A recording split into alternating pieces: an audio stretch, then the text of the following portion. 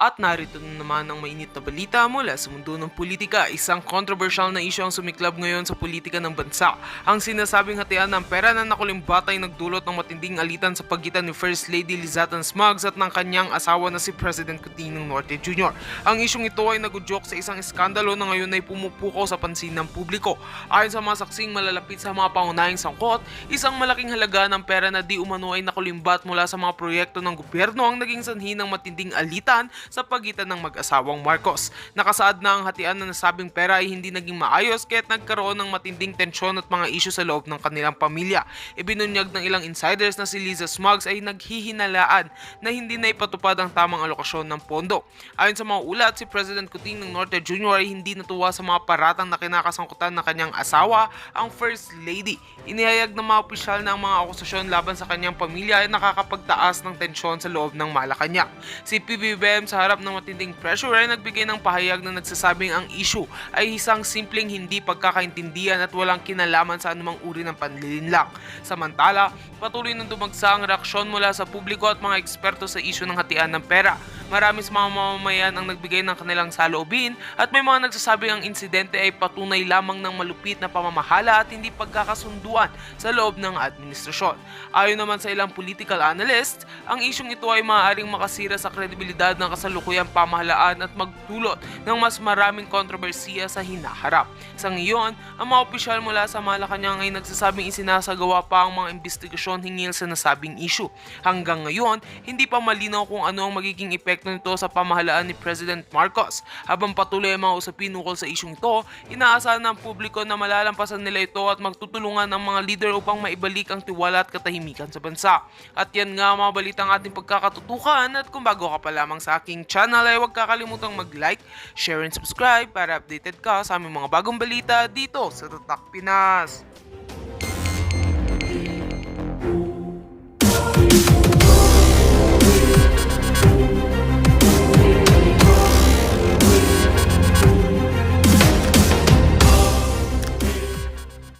Meron ba rally nun sa Congress? Konti lang yata no, si kila JM. So, yung mga 5,000, 10,000 o pinaka-maximum yata 20,000, 50,000, wala yon. Kung ganon, wala yon. Compare dito, 1.5 million, 1 million to 1.5, doon pa lang sa Luneta, sa Quirino Grandstand, doon pa lang. Then nationwide. And right now, since you are all not experts in pagbilang ng numero, pwede pang madagdagan yan. 2 million. Yan yung mga nadidinig ngayon. 1.5, meron 2 million. Close to 2 million. Ngayon, biglang meron na nagbablog 3 million. Meron pa nagbablog 5 million. Meron pang 20 million nasabi. Kaya yung magrarally ngayon ng para Inday Sara at para Digong, may benchmark. Kasi itong rally na to, hindi sinabing tanggalin si Marcos. Unity ang sinabi. Peace and unity. So yun yung given, yun yung facts na kitang-kita ninyo sa TV ninyo, nanood kayo, nandun kayo, kitang-kita nyo, daming tao, nakakatuwa. Daming tao. Pare-pares kayo ng sentimento, pero hanggang doon lang yung sentimento nyo. Hindi actionable. Pero may separation kasi yung church, saka yung state, dapat di makialam. Okay. Pero at the same time kasi yung separation ng church and ng estado, parehas may kinalaman sa taong bayan. Yung simbahan, ang flock mo, taong bayan. Kay sino ka? Kay Muslim, kay Kristiyano, whatever, no? Ang gobyerno, ang sinisilbihan, taong bayan. Yun yung common ground, taong bayan. You can separate the church and the state, but yung kagustuhan ng taong bayan, hindi mo mas-separate in a democracy. Majority talaga. And this rally, no matter how you look at it, kahit anong mga player kayong magpagalingan kayo, simply put, yung rally na yan, nagpakita lang ng numero. Sabi nga ng misis ko, it's not about BBM, not about Inday Sara. Yun matalino yung masawa ko. double major, double ano yan eh, double masters yan eh, no? Sa abroad pa, yung isa. Kaya nga, tapos COA pa yan. Kaya nga, bisa na magsalita yan eh. It is about them, INC. So kung titignan nyo from a marketing point of it is a position statement. So, kaya pa namin mag-rally ng ganitong karami. Yan ang position statement. So, we can flex our muscle. We can make you or break it. Tinitira yata yung ano ko eh, yung vlog ko, yung ano ko eh, yung signal ko, ano, on and off eh. So, ayun ninyo, BBM, ayun nyo marinig yung ano ko, yung analysis ko. Eh, sasabihin ko nga sana eh, you will, baka makatapos ka na hanggang 2028 eh, gawa ng ano, ng rally na yan. So, kasi it's a statement, na malapit na eleksyon eh. No, kung gusto nyo manalo, ligawan nyo yung INC, yung boto ng INC. Nationwide eh, nationwide. No? That's why the INC has stated or has shown to the world, to the politicians, to those who are running in this election 2025, kung pwede kakaroon, kung matutuloy, INC is very, very, very relevant dun sa boto na inaambisyon ninyo. Kasi kaya namin mag-master, mag-come up with millions of position statement. Yung analysis, no? Analysis. So, isa yun. Pangalawa, yung rally ng mga KOJC at saka paon na pang signal, ano? Initira ko. So, may mga baston, may mga shield. Ngayon, wala. Very friendly. So, i-register nyo lang sa isip niya, bakit gano'n? O, bakit gano'n? So, very kind yung mga police. Friendly forces, no? So, gano'n. Pangatlo, yung it's a statement nga, position statement na ipinapakita sa buong mundo at ngayon nakita yan isang araw na one-day activity that the people have spoken. Nakaputi, they want peace, no? They want peace. Ayaw nila ng pangayan. Ayaw nila ng political bickerings. Ang daming problema ng country.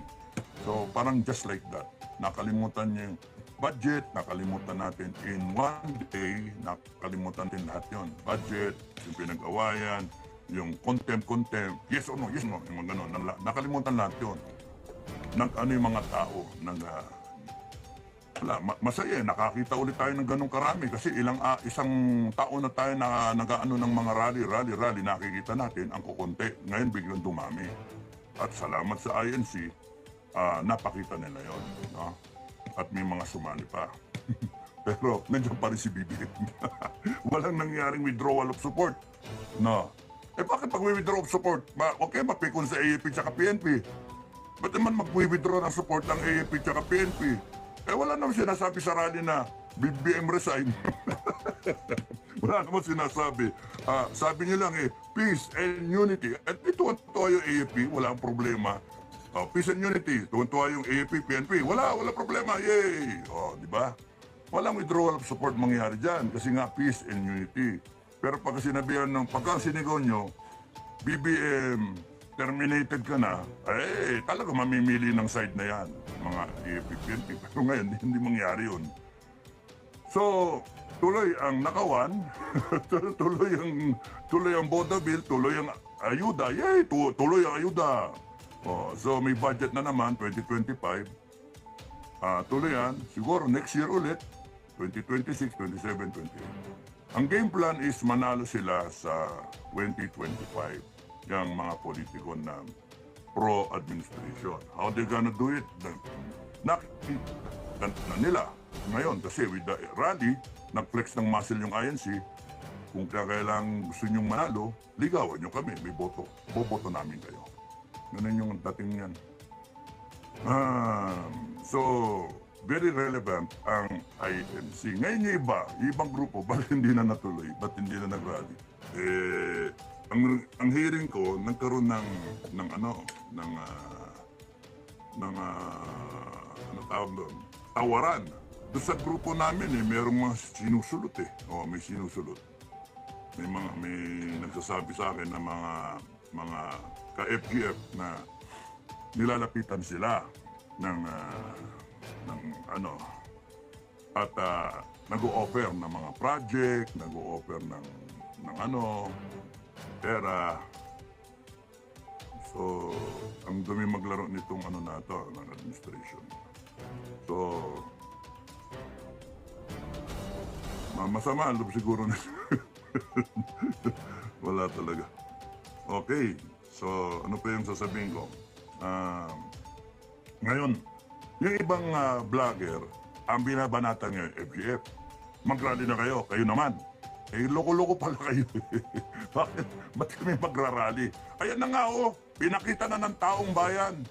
Ayan na pinakita ng taong bayan na sambayan ng Pilipino, Luzon to Mindanao. Ang gusto nila, wag nang mag-away si BBM at saka si Inday Sara. Yun yung kwento. So whoever thought of this na diskarte, pinaabot ang Marcos hanggang kay Trump sa pagsumpa. Pinaabot. So, yan yung problema. Magrarally kasi ang mga DDS, tapos nun hindi kayo lilitaw. Ayan, kita nyo, marami ngayon yung Marcos. Mas marami ngayon. Convincing mas marami ngayon ang hindi naman pro-Marcos. Ayaw lang nilang tanggalin si Marcos. ayaw lang sabihin na Marcos resign. Pero sinasabi yung mga depekto ng gobyerno. So, inaano na itaguyod si BBM, tulungan si BBM na lutasin ang mga problema. Parang ganun ang dating. Ganun ang dating kahit hindi sabihin. So, yun yung ano. Ay. So, maybe it is intended to... Okay, ganito yan yung mga marunong. Sa isang restaurant, sa isang restaurant, may janitor. Para maintindihan nyo. May janitor. Yung janitor, linis lang ng linis. May dishwasher. Hugas lang ng hugas yun. Yung trabaho niya. May kahera. Yung kahera, bayad lang. Kuha lang ng bayad ng customer. Kung may senior citizen discount, gano'n. Yung tagakuha ng menu, yung babae, yung waitress, kukunin niya order mo. Waitress o waiter, kukunin niya order. Sir, ano order niyo? Nililista. Tapos ipapasa. May sistema yung restaurant. Kayo yung customer. Never na isa doon sa restaurant, hindi alam kung ano yung recipe na ginagamit ng chef. Yun lang nagluluto. Yun lang. Isipin nyo, yun lang ang nagluluto. Hindi man niya i-share yung yung laman ng kabisado niyang menu, kung ano ilalagay, yung in parts o kung ano yung ilalagay niya sa home. Si chef lang ang nakakalam.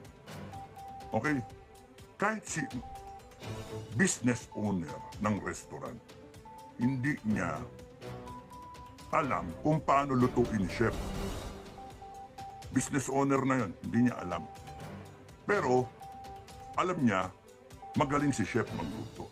Pagka sinabi, magluto ka na magluto, gawa ka 10 menu, gulay, 10 gulay, 10 baboy, 10 manok, 10 beef. Gagawin ni chef, meron siya. Isasubmit niya, maliban nung may-ari, ng manager, top management, pipirma niya, approve, tapos taste test na lang. Pero yung nitty-gritty, how it was cooked, paano niluto, di nila alam. Lalo na yung mga nasa ibaba. Kung niya ibig ko sabihin. Kaya yung rally ngayon, kahit anong galing ninyo, himay-himayin nyo man yan, mga kababayan, himay-himayin nyo man yan.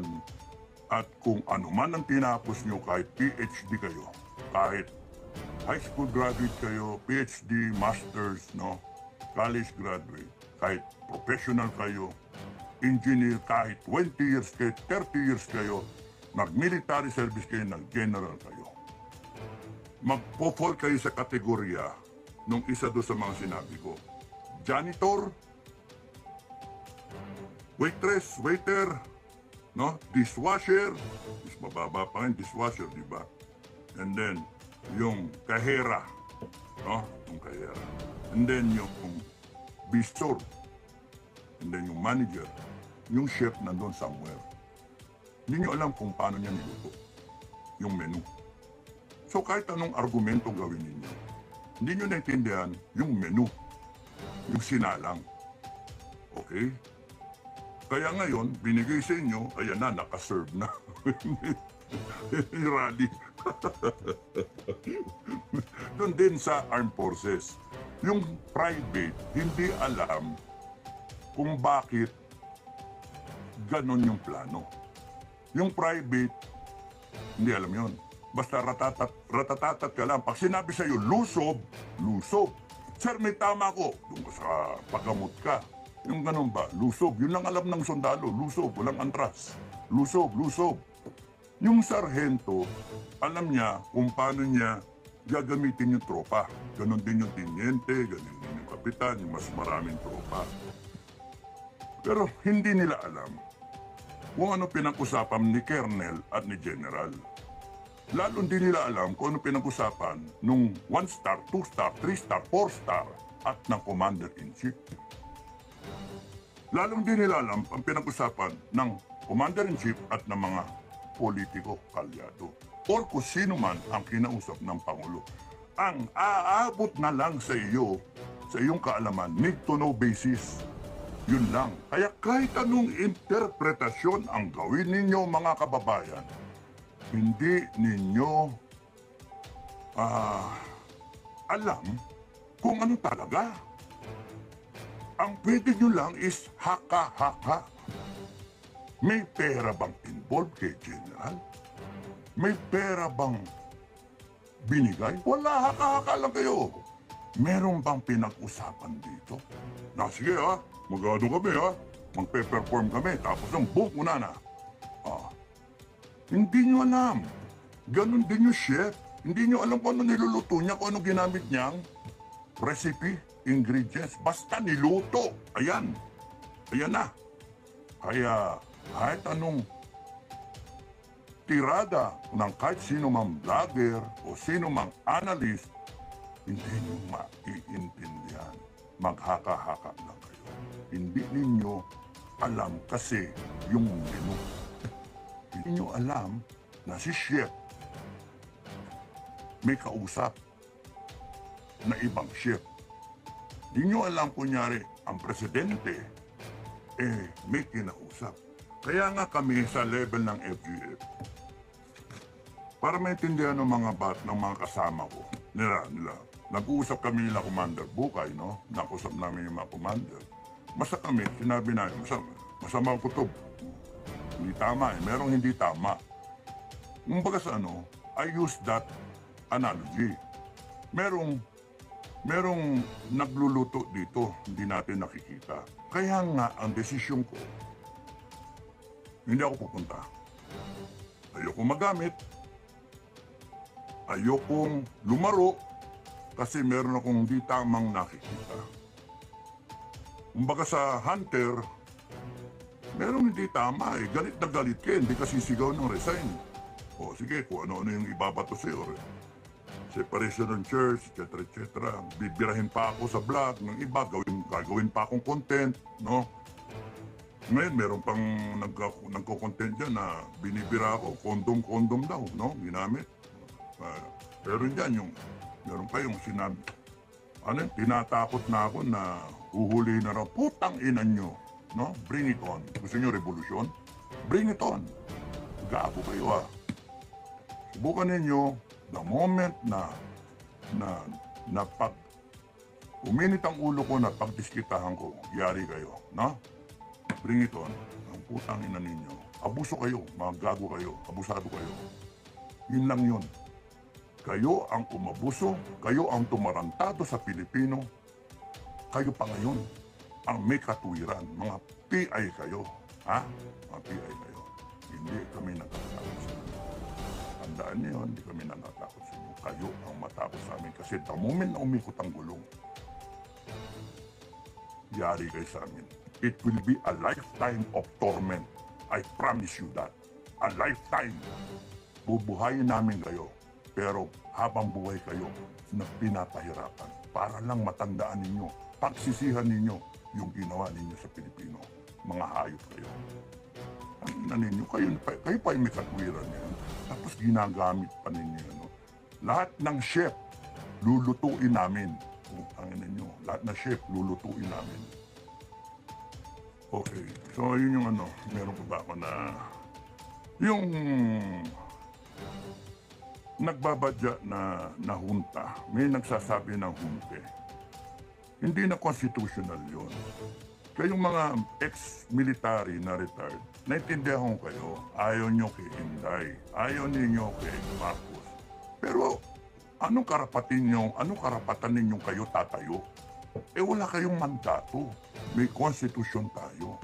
Hindi nyo pwedeng basta-basta palitan ang konstitusyon if we will follow the rule of law. No? Hindi pwedeng basta-basta palitan yan. O, take over! Tapos nun, trash the constitution. Putang ina nyo. FGF will stand in the way. And kung gusto nyong revolution tayo. Magpatayan tayo. We have a constitution and we respect the constitution because it is ratified. Meron siyang mga flaw, may defecto, then we should amend the constitution. Amend, hindi yung trash the constitution. Because right there in the constitution, enshrined, yung preamble natin, okay na yun eh. Okay na yun. No? Yung declaration of principles, okay na rin yun eh. Kaya nga kung titignan ninyo, kaya naggalit ang tao kasi binaboy eh. Binaboy yung konstitusyon. Now, kaming mga FGF, taong bayan na naniniwala sa amin, we will implement the Constitution. We want it implemented.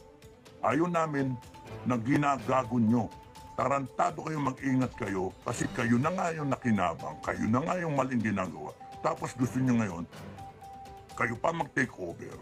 Tapos kayo pa'y nakapwesto, kayo pa'y nakaupo, and then titirahin niyo yung konstitusyon. Anong gawa? Anong tingin sa taong bayan? Meron tayong hierarchy. Si BBM hanggang 2028 yan.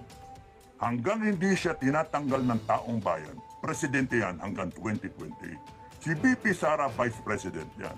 Hanggang hindi siya tinatanggal ng taong bayan, Vice President yan hanggang 2028. Kung merong mangyari kay BBM na tsugi, na overdose, o kaya na tinanggal siya ng whatever, ng tao, palagay natin. O na-impeach, which will not happen. Sara, by law, by virtue of our succession provision sa constitution, siya ang magiging presidente. Kaya nga, tama lang yung INC rally na sinasabi na, ayan, marami kami. Ayaw namin na magbangayan na. Gusto namin magbati. Kaya nga yung pa-picture kami sa Mindanao na joke-joke na namin, pinag-uusapan na namin. Magbati na lang kayo, kasi yun yung tema talaga ng rally. Nirespeto namin ang INC. No? Marami nagsasabi, demonyo pa raw ako. Kung talagas kayo, kayong demonyo. Tapos lalagyan nyo pa yung content, iti-twist ninyo, gago kayo. Nirespeto namin, you know why? Kasi nandiyan kayo, nakarally kayo. Our main event is before the INC rally. Dahil sa nagrally ang INC, hindi na kami tumuloy. Hindi na kami tumuloy kasi ayaw namin. Peace rally, sige, let's give it a try. Yun yung desisyon. Peace rally eh. Baka sumali yung iba, makita mo yung dami ng tao, na nakita ninyo, daming tao, and then let's observe what will happen. Ayun, o din nakita natin. So, meron bang nangyari na hindi tama? Kanya-kanyang pananaw na yan. Sinabi ko sa inyo, kahit anong intindihin ninyong gawin, yung private, need to know basis. Yung captain, need to know basis. Major, lieutenant, colonel, ang makausap dyan, Colonel General, para doon sa operations. Ngayon, yung si General, may kausap dyan na ano. Kaya, hindi kahit anong gawin nyo na analysis, mahirap intindihin because yung given, kulang yung input para makapag-decide kayo, para makapag-analyze kayo ng tama. No, kaya kahit anong sabihin nyo, ayan, nag-rally na, tuwan-tuwa kayo. Ayun, nag-rally na, ang daming tao. Oh. Yung iba nga sinasabi, mga vlog nila, ang daming tao, ayan na, kinabahan na, si BBM, nangatog na, ayan na. Ito na ba ang katapusan? Yung mga ganun bang, mga icon, yung ganung picture. Ayan pa, presidente pa rin. Presidente pa rin. Alam nyo ba, yung nagsasabi na nangatog sa Malacanang, baka nagtotos pa sila ngayon. Nag-iinuman pa sila ngayon, party-party sila. Bakit? Kitang-kita sa rally eh.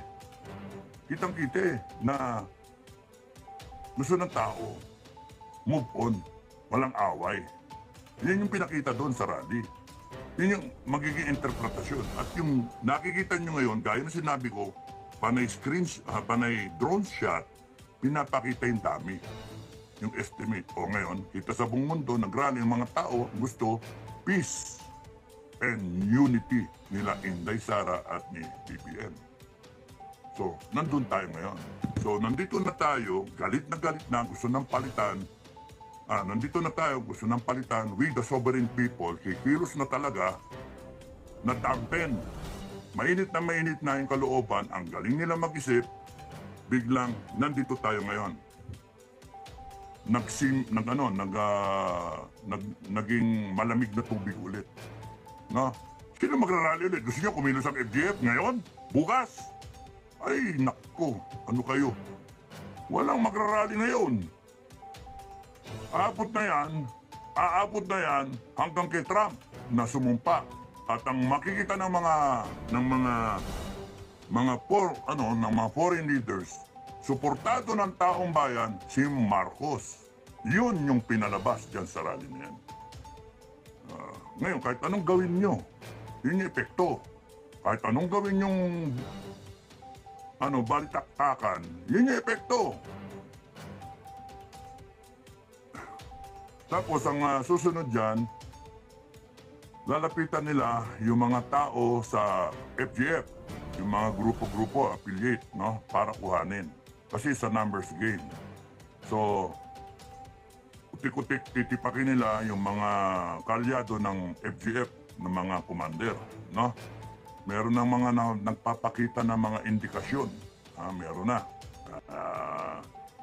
Matulin yung pang-amoy ko sa ganyan eh, no? Matulin. meron na nagpaparamdam at meron ng nabili na. Kaya nga, ang doon, problema ni Commander Bukay, no? Ang laki ng problema ni Commander Bukay. Hindi nila magawa na upakan kami kasi sabi ko nga, upakan nyo ako, revolusyon. Ang nakakatakot dyan, ang pinakatakot, ang dapat kayo sa BBM government, ang isipin nyo yung armed forces baka mahati. No? Yung problema ninyo mahati yan. Kasi anytime sang hudyat, baka mamaya yung armed forces mahati na. Civil war tayo. At isa pag-isipin nyo dyan, isang given na continuous given yun. Yung Mindanao, baka umiwalay. Anytime yun, ihiwalay yun. Gago kayo eh. Ayaw nyo itigil yung nakawan. Pananagutan nyo yung mga magnanakaw. Panagutin ninyo yung mga magnanakaw. No? Hindi pwede yung ganyan na forgive and forget, tas na wala na, nakalimutan na. Tapos yung budget, ituloy pa rin ninyo. Ganun pa rin. Uutang pa rin tayo. 6 point something trillion ang budget. Ang kikitain lang natin 4 trillion, 4.5 trillion, uutang tayo ng 2 trillion. Saan yung kukunin yun? So mababaon lalo ang Pilipinas sa utang. So ngayon 16 trillion na ang utang. By end of next year, by end of this year, abutin na tayo ng 18 trillion, thereabouts. Oh. And then 3 taon pa. 25, 26, 27, 28. 3 taon pa.